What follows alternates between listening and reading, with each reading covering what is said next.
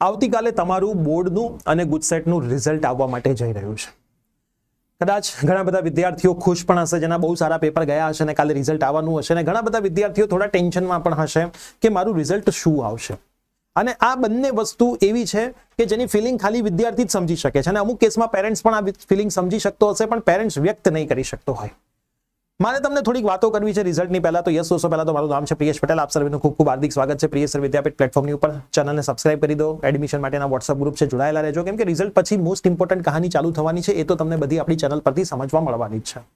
હું દરેક પેરેન્ટ્સને કહેવા માંગુ છું કે આવતીકાલે જે પણ રિઝલ્ટ આવે છે, કદાચ બહુ સરસ મજાનું રિઝલ્ટ આવે છે તો એને સેલિબ્રેટ આપણે કરવાનું જ છે, પણ કદાચ કોઈ પણ રીઝનના લીધે થોડુંક ઓછું પરિણામ આવી જાય છે તમારા દીકરા કે દીકરીનું, તો એનો પહેલો સપોર્ટ તમારે જ કરવાનો છે. કહેવાય છે ને કે સફળતાની અંદર તમારી તાળી છે જ, પણ નિષ્ફળતાની અંદર તમારો ટેકો તમારા બાળકને હોવો ખૂબ જ જરૂરી છે. તો આવતીકાલે હું દરેક પેરેન્ટ્સને રિક્વેસ્ટ કરું છું, બે હાથ જોડીને રિક્વેસ્ટ કરું છું કે કદાચ તમારા બાળકે જે રિઝલ્ટ તમને કીધું હતું ને એટલું રિઝલ્ટ નથી આવતું, તો આપણે એને કંઈ પણ વસ્તુ સંભળાવવાની જગ્યાએ આપણે એને થોડો મોટિવેટ કરીશું કે નહીં બેટા, થશે, કંઈક સારું જ થશે. કેમ કે વિદ્યાર્થીએ કદાચ આખું વર્ષ મહેનત કરી હોય અને દરેક વિદ્યાર્થીઓના જે મેમરી પાવર હોય સેમ ના પણ હોય. અને મેં કંઈ 12th ની અંદર એવી મોટી ધાર નહોતી મારી કે 90+ હોય. મારા 86% હતા. હું નોર્મલ કોલેજમાંથી ભણ્યો છું, તો પણ આજે હું આ પોઝિશન પર પહોંચ્યો છું. તો દરેક વિદ્યાર્થી યુનિક હોય છે, અને દરેક વિદ્યાર્થી પોતાના જીવનની અંદર કંઈક કરી બતાવવા માટે જન્મ લીધો હોય છે. ખાલી એની અંદર આગ લાગવી જોઈએ. અને કદાચ કાલે એવું તમને થાય બી છે કે કદાચ રિઝલ્ટ થોડું ઘણું ઓછું આવે છે, તો જૂન મહિનાની અંદર ઇમ્પ્રુવમેન્ટ એક્ઝામિનેશન આવે જ છે.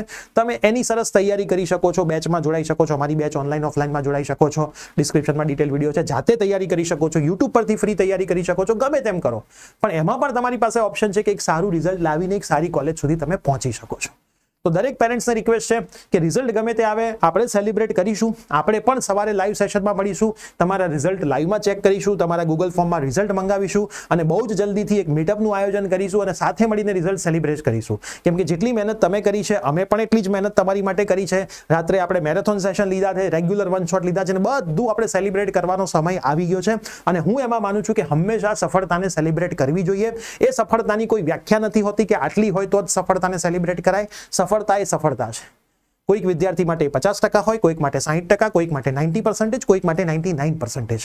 તો દરેક વિદ્યાર્થીઓને રિક્વેસ્ટ હશે કે કાલે જે લાઈવ સેશન થશે આપણો ડાયરેક્ટ રિઝલ્ટ જોવાનો, એમાં નીચે ગૂગલ ફોર્મ આપણે આપીશું. એ ગૂગલ ફોર્મ તમે ખાસ ભરજો. તમને લાગતું હોય કે અમારા પ્લેટફોર્મ પરથી તમે તૈયારી કરી છે, તો જ ગૂગલ ફોર્મ ભરજો. સરસ મજાનું ગૂગલ ફોર્મ ભરીને આપણે મળીશું, તમારું રિઝલ્ટ પણ પબ્લિશ કરીશું, તમારી મહેનત પણ લોકોને બતાવીશું, અને અમને લાગશે તો એવા વિદ્યાર્થીઓના અમે પોડકાસ્ટ પણ લઈશું, જેથી આવનારા વિદ્યાર્થીઓ માટે એ એક પ્રેરણારૂપ પોડકાસ્ટ બને અને વિદ્યાર્થીઓ એમાંથી શીખે, મહેનત કરે અને પોતાની ભૂલોને સુધારે. તો મળીશું આવતીકાલે. સરસ રીતે અમને રાહ છે તમારા રિઝલ્ટની. સરસ મજાની મહેનત કરી છે, ગુજસેટમાં કરી છે, બોર્ડમાં કરી છે, અને એ રિઝલ્ટનો હવે સ્વાદ ચાખવાનો સમય આવી ગયો છે. પેરેન્ટ્સને રિક્વેસ્ટ છે, નહીં સંભળાવીએ, સાથ આપીશું, મહેનત કરીશું ફરીથી અને આગળ જઈશું. તો દરેક વિદ્યાર્થીઓને, વાલીઓ તૈયાર થઈ જાઓ સરસ મજાના રિઝલ્ટની માટે. એડવાન્સમાં તમને સર્વેને તમારા જે સરસ મજાનું રિઝલ્ટ આવવાનું છે એની પૂરેપૂરા પ્રિયેશ સર વિદ્યાપીઠ પ્લેટફોર્મની ટીમથી શુભેચ્છાઓ પાઠવું છું. અને યાદ રાખજો, ક્યારેક કોઈકે વિચાર કર્યો હશે પેટ્રોલ પંપ પર કામ કરતા ત્યારે આવડી મોટી રિલાયન્સ બની હશે. દશરથ માંજીની સ્ટોરી પણ તમને ખબર છે. ઘણી બધી વખત ઘણા બધા લોકો જીવનમાં નિષ્ફળ થયા છે, અને ત્યાંથી જ એમને સફળતાનો રસ્તો દેખાયો છે. અને રિઝલ્ટ ઓછું આવે છે તો રડવાનું નથી, આંખોને સાફ કરવાની છે, જેથી આવનારી તકોને તમે સાફ આંખે ઓળખી શકો.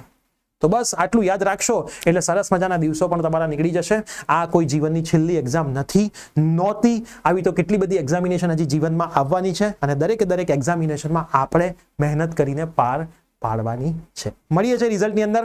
Bye bye, take care.